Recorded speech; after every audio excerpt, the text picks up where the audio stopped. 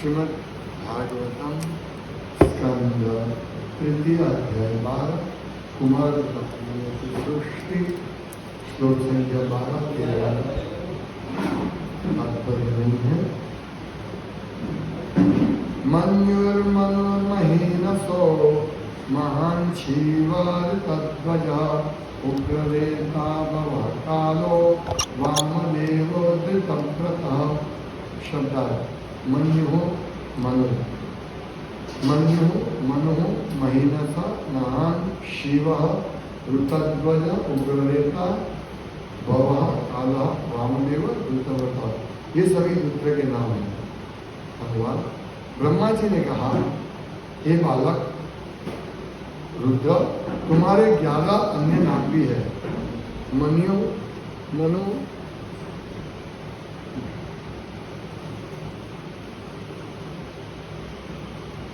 मन्यु मनो महीनस महान शिव ऋतुध्वज उग्ररेता भव काल वामदेव तथा धृतव्रत। श्लोक संख्या 13।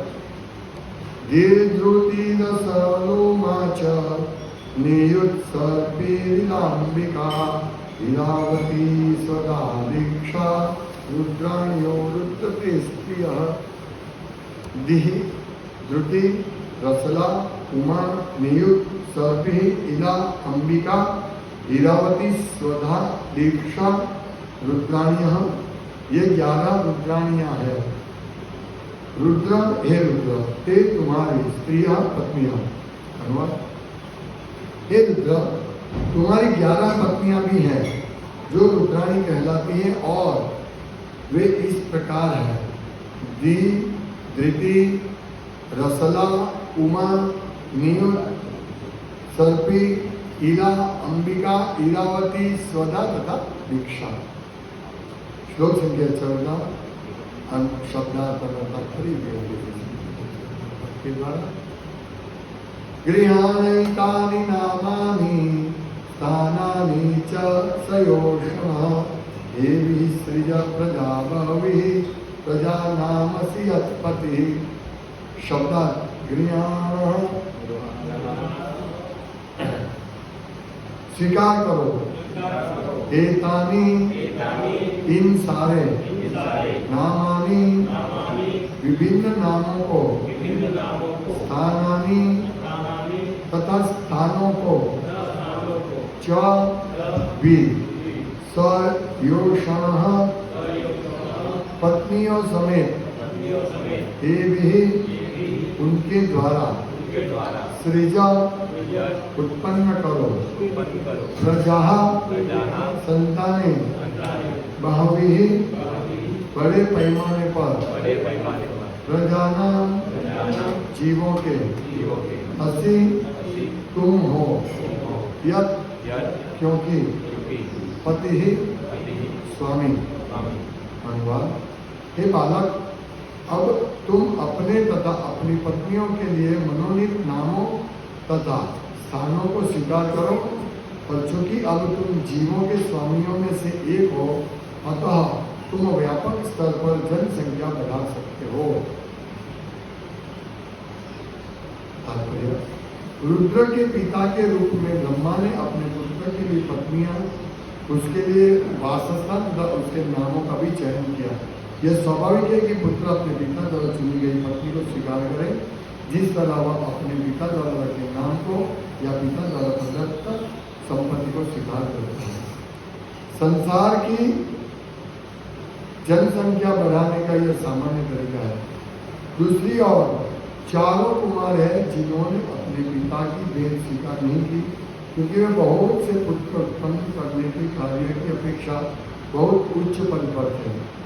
जिस तरह पुत्र उच्च उद्देश्य के लिए अपने पिता के आदेश को अस्वीकार कर सकता है, उसी तरह पिता उच्च उद्देश्य के लिए जनसंख्या बढ़ाने में अपने पुत्रों का पालन करने से इनकार कर सकता है।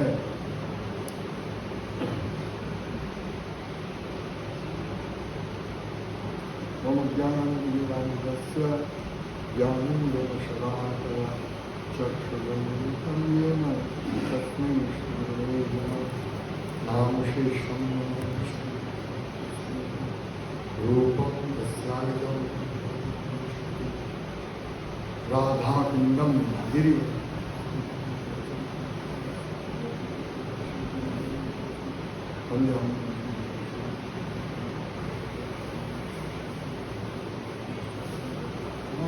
तम जीवम सदैव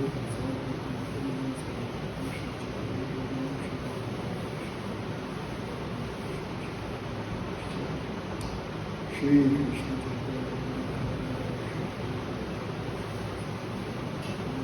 हरे कृष्ण कृष्ण कृष्ण हरे हरे हरे राम राम राम हरे हरे कृष्ण।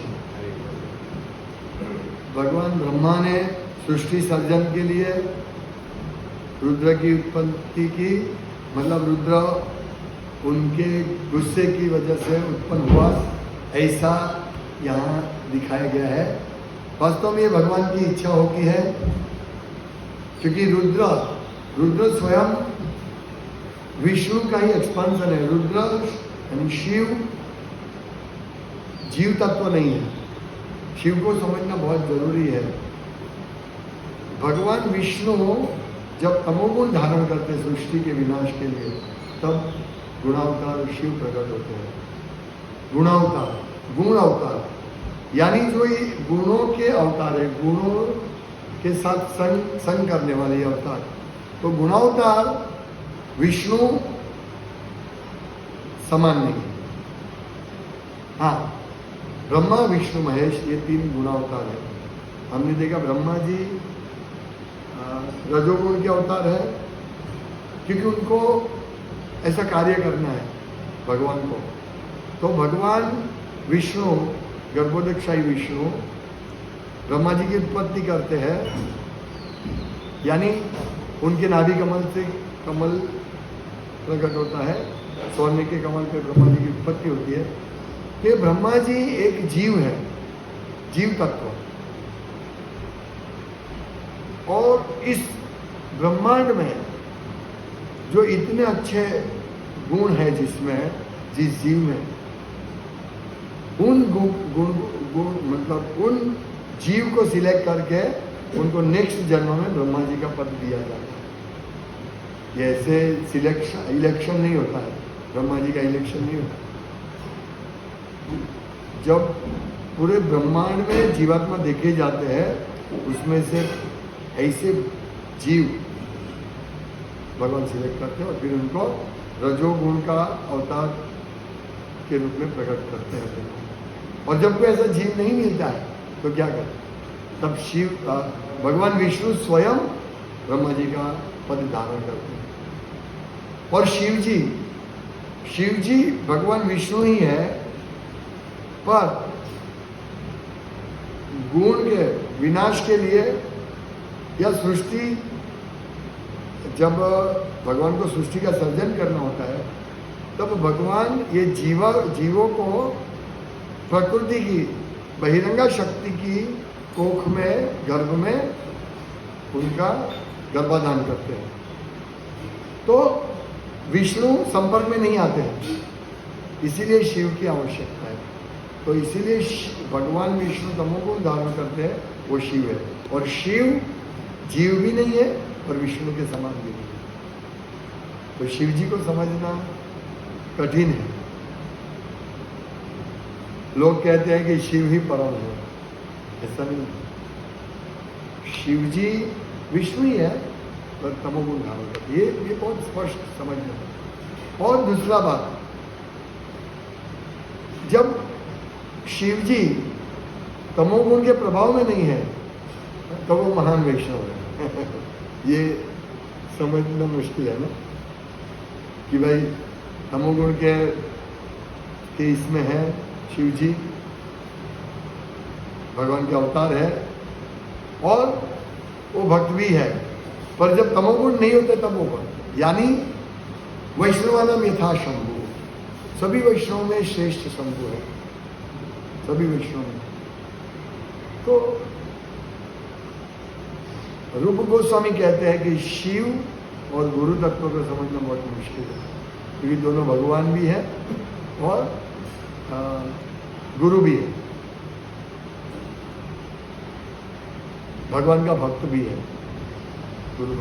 तो गुरु भी भगवान साक्षात धरित्वे ने समस्त शास्त्रे, गुरु को भी भगवान के रूप में हमें स्वीकार करना है, लेकिन वो भगवान नहीं है,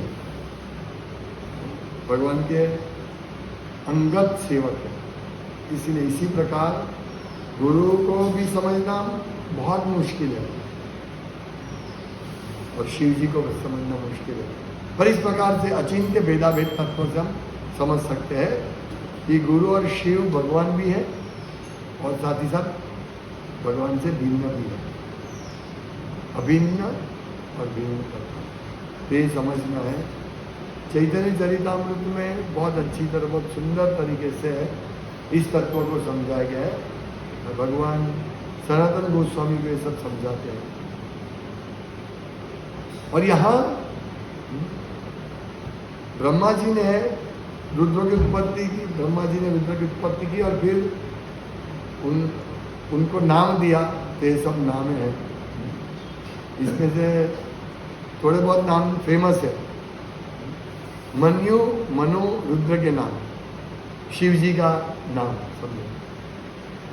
मनु, मनु, महीनस, महान, शिव, ऋतुध्वज, उग्ररेता, भव, भव हम जानते हैं, भव, काल, काल भी हम जानते हैं, वामदेव भी जानते हैं, धृतव्रत, तो ये कई नाम हम जानते हैं। और इसी प्रकार शिव की पत्नी रुद्र, शिव रुद्र की पत्नी रुद्राणी, तो उनके भी नाम दिए हैं। इसमें भी से भी हम बहुत कुछ हम थोड़े बहुत जानते हैं। दिहि, धृति, रसला, उमा, उमापति, नियुत, सर्पी, इला, अंबिका हम जानते हैं, इरावती जानते हैं, स्वदा तथा दीक्षा। ये उत्तर गुजरात वाले वो माता जी को किसका नहीं, उमिया, पर वो नाम नहीं है। उमा, उमा में है पार्वती, भाई ये सब पार्वती है ना।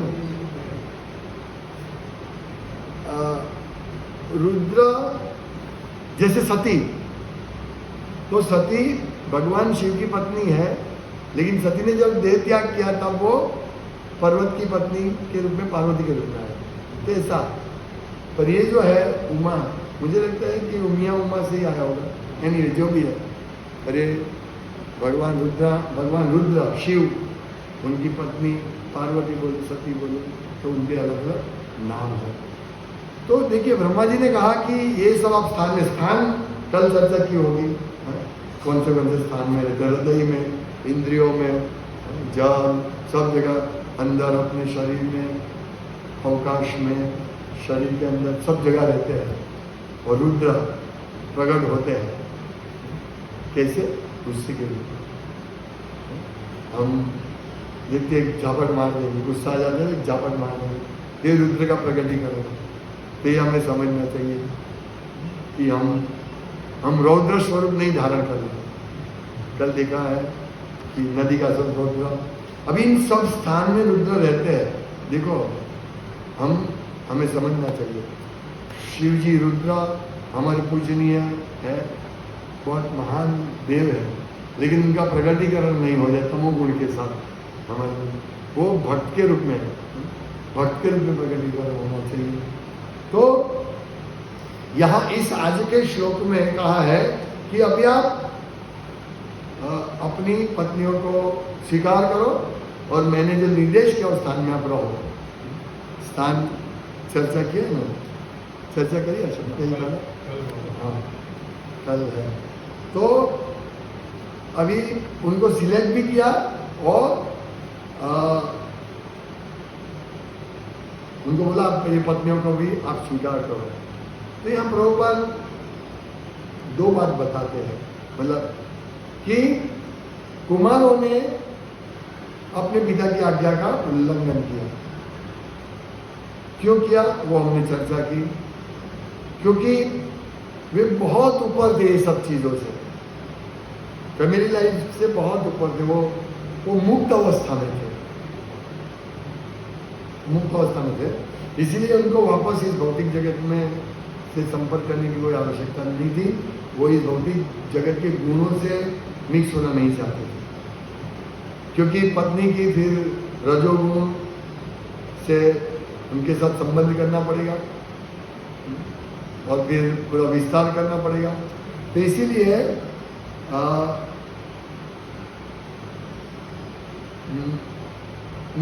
कुमार नाम बोला। लेकिन यहाँ लिखते हैं प्रभुपाद कि संसार की जनसंख्या बढ़ाने का यह सामान्य तरीका है कि पिता द्वारा प्रदत्त पत्नी को स्वीकार किया जाए। तो ये भी जरूरी है। ब्रह्मा जी को तो विस्तार करना था ताकि बद्ध जीवों को एक शरीर मिले और वो शरीर के माध्यम से वो वापस भगवत धाम जा सकते। अभी हमारे पास शरीर है और हम इस शरीर का उपयोग करके भगवत धाम जा सकते। ये साधन, ये यंत्र है जिससे हम भगवत धाम जा सकते हैं। लेकिन ये यंत्र का मिसयूज कर रहे सब लोग, मोस्टली सब। हम लोग भी सिद्धांत के रूप से जानते हैं कि हम शरीर नहीं, हमें आत्मा है। सिद्धांत से जानते हैं, यस, हम शरीर नहीं, हमें आत्मा है। लेकिन वास्तव में कितनी हम प्रैक्टिकल नॉलेज, प्रैक्टिकल क्या है, ज्ञानम एवं सभी ज्ञानम, विज्ञान यानी हमने प्रैक्टिकल कितना किया है कि हम शरीर नहीं, हम आत्मा है। ये महत्वपूर्ण है। तो हमें सिद्धांत के लेवल पर नहीं रुकना चाहिए।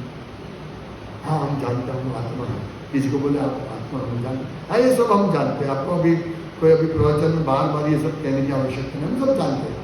लेकिन जानते हैं लेकिन मानते नहीं कि भाई यस हम आत्मा है। इसीलिए ये सब चीजें कि रुद्र कहाँ कहाँ रहते वो सब जानने और उसको प्रगटीकरण नहीं हो वो समझना है। और हमें यदि हम उन्नत स्तर पर है तो हम ब्रह्मा पिता की आज्ञा का उल्लंघन कर सकते हैं। जैसे ब्रह्मचारी, जैसे कुमार ब्रह्मचारी कोई बनना चाहते हैं तो उसको पिता रोते हैं, ना बोलते हैं माँ बाप, नहीं बन तो नहीं बनो। लेकिन वो उच्च उद्देश्य के लिए वो अपना भी कल्याण करेगा ब्रह्मचारी बन के, और समाज का कल्याण, विश्व का कल्याण कर सकता है, और अपने परिवार के तो कल्याण हो ही जाएगा। लेकिन ये सब चीज जानते नहीं। कुमार ने इसीलिए पिताजी की आज्ञा का उल्लंघन किया। लेकिन पुत्र को ऋण चुकाने के लिए पुत्र उत्पन्न करना पड़ेगा। तो ये भी एक शास्त्र आज्ञा है, ऋण चुकाने की। ये दोनों अपोजिट है, समझना मुश्किल है। पर पिता का ऋण चुकाने के लिए भी पुत्रोत्पत्ति चाहिए। लेकिन वो पुत्र कैसे होने चाहिए, भक्त होने चाहिए। और यहां कहते हैं ये कि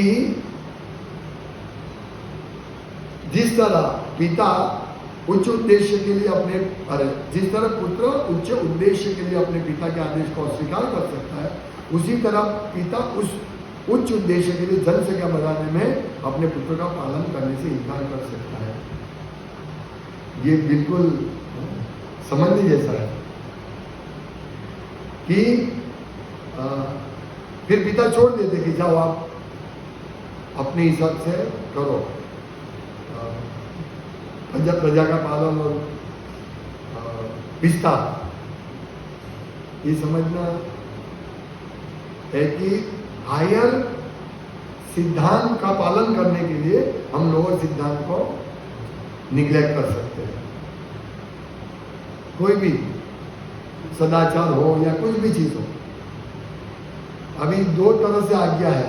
पिता की दो आज्ञा है, किंतु तुम पुत्रोत्पत्ति करो और तुम भक्त बनो। लेकिन मैं पुत्रोत्पत्ति करूंगा लेकिन मैं भक्त नहीं बन पाऊंगा, तो इससे अच्छा मैं पुत्रोत्पत्ति नहीं करूंगा। तो ये पुत्रोत्पत्ति करना भी आज्ञा है, भक्त बनना भी आज्ञा है। लेकिन भक्त बनने के लिए पुत्रोत्पत्ति मुझे प्रॉब्लम करे तो मैं भक्त बनूंगा, मैं इसको छोड़ूंगा, तो ये अवज्ञा नहीं है। उसी तरह पिता का ये क्या बोलते हैं धर्म है पुत्र का पालन करना। लेकिन उच्च उद्देश्य के लिए पिता पुत्र को छोड़ सकता है। ये हमें समझना है। मतलब इसमें सिद्धांत क्या है कि कृष्ण भक्ति के लिए सबसे महत्वपूर्ण है कृष्ण भक्ति, और इस कृष्ण भक्ति के लिए हमें जो भी है छोटे मोटे बातें, छोटे मोटे शास्त्र की भी आज्ञा का भी उल्लंघन करना पड़े तो करना चाहिए, लेकिन कृष्ण भक्ति का प्रचार होना चाहिए। जैसे एक बार प्रभुपाद एक भक्त ने को प्रभुपाद कहीं भेज रहे थे, रशिया या कहीं पे, तो बोले वहाँ तो नॉनवेज ही मिलेगा, खाना या माना हो नहीं सकते। तो प्रभुपाद बोले प्रचार इम्पोर्टेंट है, प्रचार इम्पोर्टेंट है, ऐसा कहा। तो इसका मतलब ये नहीं कि हम भी नॉनवेज का प्रचार करें, लेकिन ये शास्त्र की भाई ये नहीं करना चाहिए प्रचार के, मतलब ये सब नहीं करना है, नियम का पालन करना चाहिए, लेकिन कभी नियम टूटे हायर उद्देश्य के लिए, पर वो हम नहीं डिसाइड कर सकते हैं, हम डिसाइड नहीं कर सकते, ये गुरु डिसाइड करते हैं। नहीं तो फिर हम बोलेंगे भाई इधर में जाता यहाँ तो कुछ खाना नहीं मिला इसलिए मैंने बाहर का खाना खा लिया। नहीं, गुरु को पूछना पड़ेगा कि यहाँ ऐसा ऐसा स्थिति है, क्या करें। तो ये हिसाब से अपने मन से भी डिसीजन नहीं लेना। ये सब सिद्धांत को हमें अच्छी तरह समझना है। अगर हम अपने मन से डिसीजन लेंगे तो अच्छा नहीं होगा। जैसा किसी को डिवोर्स लेना था तो प्रभुपाद के पास गए, डिवोर्स नहीं, प्रभुपाद नहीं बोलते हैं, लेकिन एक पर्टिकुलर भक्त को हाँ बोल दिया डिवोर्स लेने। और फिर किसी शिष्य ने पूछा कि आप तो किसी को नहीं बोलते डिवोर्स नहीं लेना चाहिए, डिवोर्स शब्द ही नहीं है हमारे वैदिक कल्चर में, डिवोर्स क्या है? एक बार पति पत्नी का संबंध हो गया, फिनिश, कुछ भी हो जाए उसकी अर्थी अपने ससुराल से ही निकलनी चाहिए। लेकिन आज हम देखते हैं सब सिद्धांत टूट रहे हैं। तो प्रभुपाद ने दिया था डिवोर्स, देने की हाँ बोला, लेकिन उसके पीछे कारण ये था कि यदि वो डिवोर्स नहीं ना बोलते प्रभुपाद, फिर भी वो डिवोर्स लेने वाला था और वो बुरो अवज्ञा हो सकती थी और उसका पूरा विनाश हो सकता है। तो कम से कम पूरा विनाश होने से अच्छा है, प्रभुपाद ने कहा कि मैंने उसको आज्ञा दे दी कि गुरु अवज्ञा तो नहीं हो, गुरु अवज्ञा सबसे भयंकर अपराध है। तो ये छोटा अपराध चलो कोई बात नहीं, इससे भी अपराध लगेगा पर वो बड़े अपराध से बच सकते हैं। तो ये सब चीज सिद्धांत देखते हैं और वो सिद्धांत के हिसाब से ये कर सकते हैं। तो यहाँ भी हम देखते हैं कि भाई प्रभुपाद कहते हैं कि भाई ब्रह्मा जी मतलब पुत्र के पालन की जवाबदारी से दूर रह सकते हैं पिता, यदि उद्देश्य कुछ दिव्य उद्देश्य है तो ये सब हमको समझना चाहिए। हमें साधारण स्थिति में हमें कुछ भी ऐसा नहीं करना है, कोई नियम तोड़ना ये सब नहीं है, लेकिन उच्च उद्देश्य के लिए हम कर सकते हैं, लेकिन वो भी हमें डिसाइड नहीं करना है, वो गुरु डिसाइड करेंगे कि हमें क्या करना चाहिए क्या नहीं करना चाहिए। तो ये हमें अच्छी तरह ये सब चीज़ें समझनी है। तो जो मेरा पॉइंट था 1 मिनट में बस समझाता हूँ कि हम सिद्धांत समझे और उसको अमल में लाए, ज्ञान पे हम सभी ज्ञान, यानी भक्ति दृढ़ता से करें। ये पूरा पॉइंट है, फोकस करना है हमको। हम कितने ये शरीर हम समझते शरीर नहीं है, लेकिन हम शरीर को कितने आसक्त है वो भी चेक करना पड़ेगा हमको। शरीर के संबंध में कितने आसक्त है, और यदि आसक्त है तो या क्या वो उससे हमारे कृष्ण भक्ति में बाधा तो नहीं आती ना, ये भी हम सबको देख रहे हैं। कृष्ण भक्ति में बाधा नहीं आनी चाहिए, ये सब हमें समझना है। हरे कृष्ण। श्रीमद् भागवतम की जय, श्रील प्रभुपाद की जय। वांछा